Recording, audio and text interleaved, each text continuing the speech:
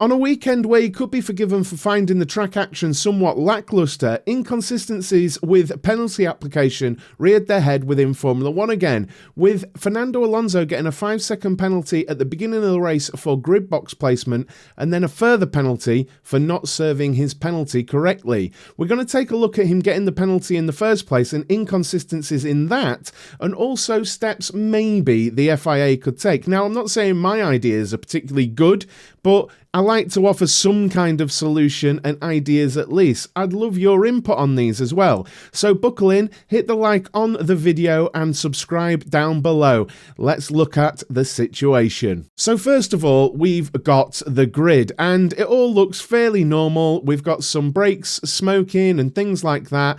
And we can see that everyone's formed up and we've got 2 lights on the gantry. But as we look over on Fernando Alonso's side of the grid, you can see quite clearly he's not within the box that he should be. You can see it clearly marked, and I've put arrows on there so you can see slam dunk, he's not placed in there correctly at all, is he? But upon further review of this image, I couldn't help but notice there were some cars on the grid that looked like they were misplaced too. Maybe not quite as extremely as Fernando Alonso, but to the rules, I think they should still be punished. And I'm not saying the rule was not applied correctly to Alonso. If that's the rule, then he should be punished. But if we look further back up the grid, behind him, there are 2 cars that look to be really over in their grid box, to the point where I would say they must have some portion of their left tyre over the grid box. And then over on the other side, to me, it looks like it's actually Lance Stroll. You can see he is right over in his pit box as well on the other side. Now, the main thing I think most Formula 1 fans want is consistency. Now, this is the best angle I have. I feel like the FIA and Formula 1 would have a better angle of this. But definitely the cars that are towards the back behind Alonso, they really look to be right over in their grid box. Now, am I saying everyone should get a penalty? Well, I think if you're giving Alonso a penalty, you really have to at least say on screen that they're under investigation, because they did that initially with Alonso, but to my knowledge, none of the other drivers got investigated. Now, was this a case of Red Bull or Ferrari or even Mercedes getting on the radio or making it known that a driver was out of position or anything like that? Maybe. I don't think we heard any of that, but it's one theory. But I would say, just looking at it there, that there are a couple of other cars that should have been investigated, and there should have been a notification on screen if indeed they did get investigated. So this is one of my ideas that could maybe be implemented, and it's a 2-parter. So we've got a gantry here that all the F1 teams has. In this picture you can see the Mercedes one, and you've got the Red Bull gantry in the background. Sticking up out the top there, I believe that's a camera pod to get the top-down view of the pit box, so that they can assess things and they can do data gathering and they can improve their own pit stops and check on mistakes and things like this. So with that in mind, and that camera angle is available, I've got 2 ideas. Again, I'd love your input on this, and further ideas would be brilliant. But the way I understand this to work, when a team gets a penalty, it's controlled by the team, okay? So when the car comes into the pit box, if it's a 5-second penalty, they have to time the 5 seconds themselves, and then they can start work on the car. Now, one of the big things, or the big thing around the Fernando Alonso second penalty, was that the jack had engaged on the back crash structure. The jack man didn't lift the car, but he had engaged it, the jack was touching.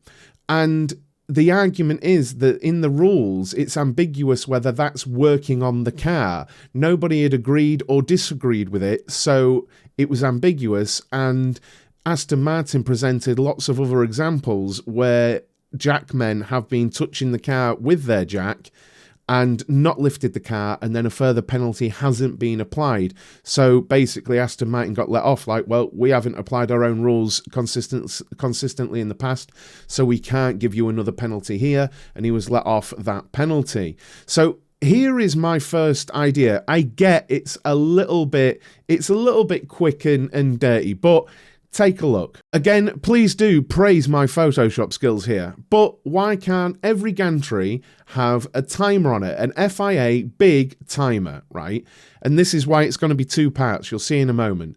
But when a team gets a penalty, maybe you could have a lap counter for how many laps they've got until they have to serve it, if that's a thing, and also a red and a green light, anything like that. But a timer that's FIA mandated, FIA controlled, and that is the Bible for it. Now, what you could have, and I believe the teams basically have this, is where you have the clocks around on the gantries, but you have the chief mechanic and he's stood there maybe with a buzzer in his hand, okay? And each team member maybe has an earpiece. And when that number hits 0, they're primed to go. He hits the buzzer and they can start work, right? And they're probably doing a similar thing. But in part with my second idea, which you'll see in a moment, I think this kind of situation could work quite well. Every team obviously has its own pit box. Now, what we saw and what we do see on these penalties are the mechanics get into position around the car. They're in and around the car. They're not touching it, but they're centimeters away from the car.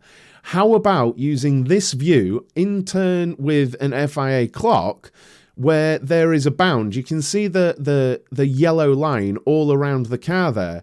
How about that no mechanic may enter that boundary until the time has elapsed?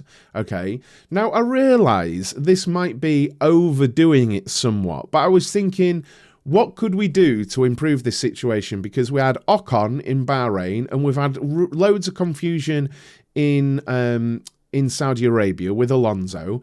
And okay, yes, rewrite the rule so that you can say nothing and nobody may touch the car while the penalty is being served. That's fine.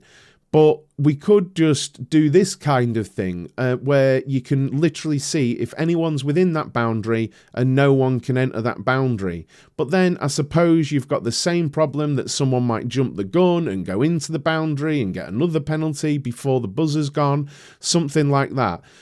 But I just wanted really to look at the situation and offer an idea. And you can tell me it's a terrible idea, I'm fine with that. But I think it's always good that if you can look at something and go, that's not right, that at least you come to the table with an idea, even if people say it's silly or why don't we do this or why don't we do that. It's more constructive than simply saying something stupid. So I would like your input. If you think it's silly, what would you rather do? Would you just rewrite the rule? Would you have the bounce box? Would you have a clock? Would you do something else? Do you have a different idea? Less penalties altogether? Was the penalty silly? Should it ever have been given? Or was it fair and should more have got on it? I don't know. I really would love your input on this. But thanks for watching, guys. Please do hit that like, subscribe down below, and I'll see you in the next one.